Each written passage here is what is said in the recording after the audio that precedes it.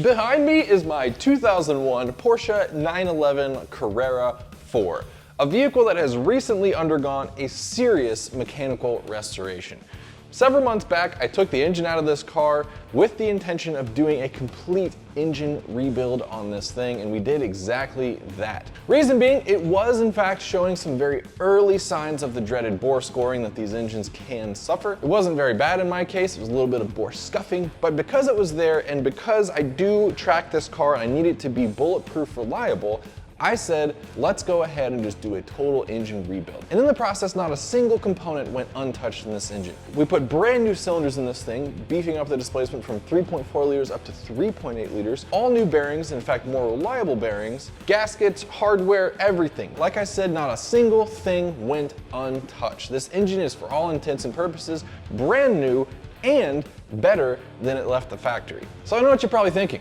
Hey David, that's great and all that you just did this entire thing to your car, but how much did it cost? Well, in today's video, I'm going to tell you exactly how much I spent on this car in order to do the entire engine rebuild. And yeah, it's somewhat of a shocking number, but I'm also going to share with you some reasons why, when you put everything into perspective and with regards to the bigger picture, the shocking number to rebuild one of these engines is actually somewhat reasonable. So with that, thank you all so much for tuning into Funhead TV. Let's get right into it. Well, all right, kids, gather around and let me show you where your college tuition just went. just kidding. In all seriousness, we're gonna have a good time going over the old 996 Project Beef numeros real quick here. While we're gonna see some big numbers, hopefully by the end of this, you're not gonna be like, oh my gosh, that's an insane figure, because I'm gonna try my best to put it into context with regards to the overall automotive market here. Let's get right into it. So back in Excel spreadsheet land, I kind of laid everything out nicely so we can progress through a nice little storytelling time. Top left here is basically all of the expenses per date and what they were. And encompassed within all of these expenses is basically everything in this center column here. Still pretty high level, but a more detailed explanation of what all went into the Project Beef engine rebuild. And at the very bottom here are the items that I have done in the past. Not included is the transmission second gear synchro rebuild.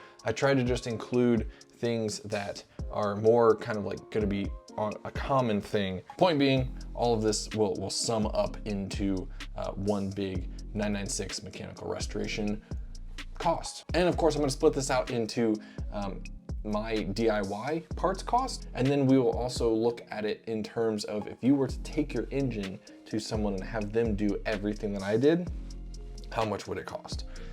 In this case, I chose the example of taking it to Hardtech/Slacker. I think the pricing in general is a little bit better than Ellen Engineering's, not trying to throw either company under the bus. So anyway, with that kind of preface, let's go ahead and get into this. So looking at these expense amounts, these were all of my expenses that were tied up in this particular project. A couple of heavy hitting numbers here, as you can see, Ellen Engineering bill that I had to pay.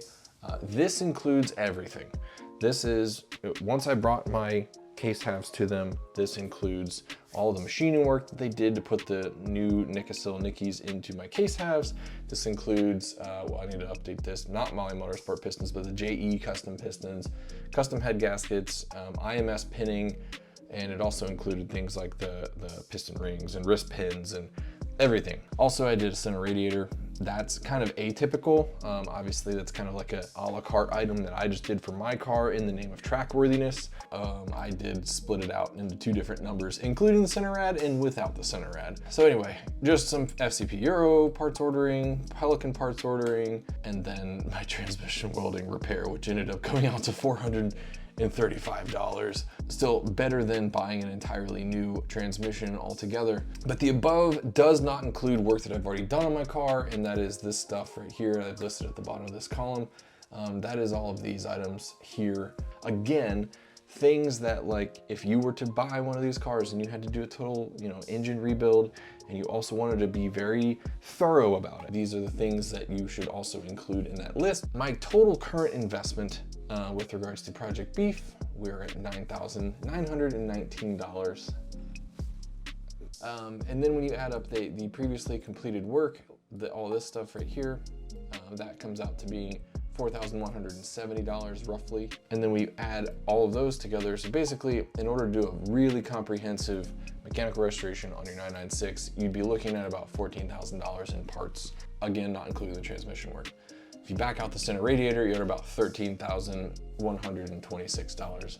All right, now let's talk about all this stuff with regards to taking your engine to Hardtech / Slacker, which is their United States partner for doing all the Hardtech work. They charge $22,800 to do a capacity conversion, to disassemble and completely rebuild your engine. They go up to 3.7 liters. That's just what their cylinders are. When you look at this list, this is, like I said, the center column here is everything that I have done to my vehicle up until this point, splitting all these out, looking at, are these included in the Slacker rebuild package? And you can see the items that I highlighted in yellow are not included in the Slacker package. Not a problem. This is not a bash on them whatsoever. This is just because they kind of stick to more strictly like internal engine stuff.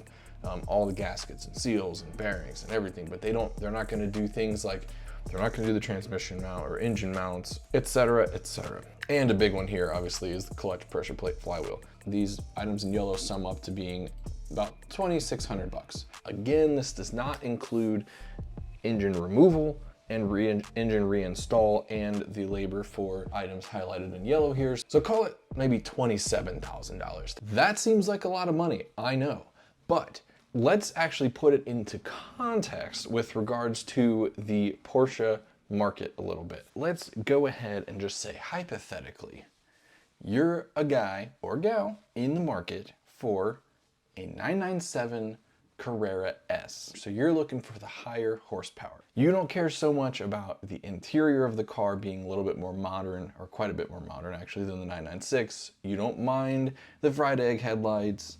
You just want a 911 with a 3.8 liter engine. Before we get into this, you need to understand that the 996 gen and the 997 gen are basically mechanically identical with a few minor changes. Okay, now let's start out by focusing on the 997.1 Carrera S. We're not gonna look at the .2s because the cost of the .2s is astronomical, and that is actually a different car. The engines, specifically, entirely new generation of engines starting in 2009. Let's focus more on the ones that are at least within the ballpark of the 996. So 2005 to 2008, 997.1 Carrera S. I pulled up Bring a Trailer, or call it Bring a Million. But they do have a really, really nice graphing feature for all of their previous sales. And so you can graph out this data very nicely, filter it nicely. Like up here, you can see that I have specific search parameters. I filtered by Carrera S, model year, and then I excluded Cabriolet. Annoyingly, I can't exclude automatic transmission. I would have liked to do that, but they don't allow you to filter by transmission, at least not that I can tell. I would like to focus on the last year. This green chunk in the middle here is most representative of cars that are in decent condition, and very representative of kind of the meat of the Carrera S market. Cars that are above and below are outliers for what I would like to focus on or filter on. These are either rare or low mileage cars or both, and then the ones down here are high mileage cars or automatic transmission cars or both. Most of the 997 Carrera S's are between $50,000 and $60,000 for a nice one. So now let's look at my vehicle's generation. Boom. All right, so we're looking at 996 Carrera / Carrera 4. I filtered from 2000 to 2001 model year. I did not include the 1999 model year in this because those are highly sought after because of their actual throttle cable actuated throttle body. People consider that to be worth a large premium. So what if you're a guy like me who bought a car exactly like mine with higher mileage. I bought my car with 92,000 miles, but it's a car in good condition. Data within the last year. Same thing, we have outliers above and below. These are extremely low mileage cars or rare examples, and then these are automatic transmission cars or cars with like 180,000 miles or something. They're pretty high mileage. In the green box here, we've got a pretty large sample size, which is nice, but basically this range comes between $23,000 and $32,000 for a vehicle like mine, a Carrera or Carrera 4, with anywhere from, I would say, 50, 60,000 miles to, call it, 90-ish thousand miles. Back over in Excel land here, let's go ahead and take a close look at the data for the last year for both the 996 Carrera/Carrera 4 and the 997 Carrera S. Obviously, looking at this, and as we saw in the graph, there are a lot more examples of 996s that sold in the last year that meet our criteria than do 997s. I think price plays a huge role in that. People are always looking for a deal. So a lot more 996s are changing hands. But when you look at the vehicles that meet the criteria that are not outliers, you have this green box in the middle. So here's what we're saying. 997 Carrera S median price, $56,000. 996 Carrera median price, $26,500. That's a difference of $29,500. Now, if you look back at my price analysis here, if you were to go to Slacker and have your engine rebuilt, plus the other things that I had mentioned that Slacker does not do, $25,410. Call it, like we said, I think we said $27,000 when you account for labor, for engine removal and install, and labor for these other things that aren't included, $27,000. Hey, that's less than this difference in the medians of these two vehicles. All I'm saying is, if you want a 911 and you want to own it for a long time, i.e., it doesn't make sense to get return on your investment, because quite honestly, let's be real.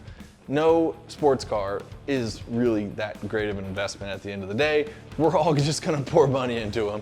But if you're someone who's gonna hang on to your car for a long time, you don't mind the fried egg headlights, you don't mind living with an interior that's a little bit more dated, then look no further than the 996.1 Carrera or Carrera 4. Buy a cheaper high mileage one, drive it for as long as you need to before the engine starts to show signs of needing a rebuild it, and you're still in the car for less than the cost of a 50, 60, 70,000 mile 997 Carrera S, which is going to need an engine rebuild eventually anyway. And at the end of the day, you'll still have a Porsche 911 that drives beautifully like every Porsche 911 ever, is way more reliable than the M97 and the 997 Carrera S, makes about the same horsepower with its brand new, freshly rebuilt, reset to 0 mileage M96 engine.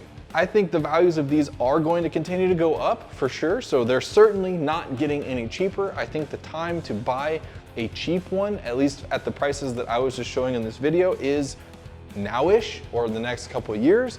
The time's now, guys. I mean, if you're gonna buy one of these cars and hang on to it for a long time, look no further than this right here. That's gonna be it for today, guys. I hope you liked my little analysis of my cost stuff versus the current Porsche market. Thank you all so much for tuning into Fun Ahead TV. I appreciate each and every one of you. Yes, you, I'm looking right at you, and I will see you all, hopefully, in the next episode. Thanks.